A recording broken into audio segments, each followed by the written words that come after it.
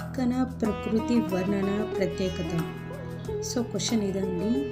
So 4 options ఇచ్చాడు. ప్రకృతి, first one ప్రకృతి కథ, ప్రకృతి పాత్ర అన్వయం.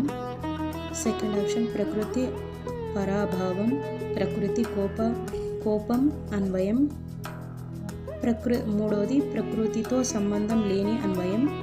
నాలుగవది ప్రకృతికి కథకు సంబంధం లేని అన్వయం. సో తిక్కన ప్రకృతి వర్ణన ప్రత్యేకత ఏంటి అని అడిగాడు కాబట్టి ఆయన ప్రత్యేకత వచ్చేసి first one option correct option. ప్రకృతి కథ, ప్రకృతి పాత్ర అన్వయం. ప్రకృతిలో లీనమై పాత్రలో ప్రకృతితో పాటు పాత్ర లీనమై వర్ణించడం జరుగుతుంది Tikkana. So first option is correct option. Please like and share, subscribe my videos. Thank you watching. Thank you.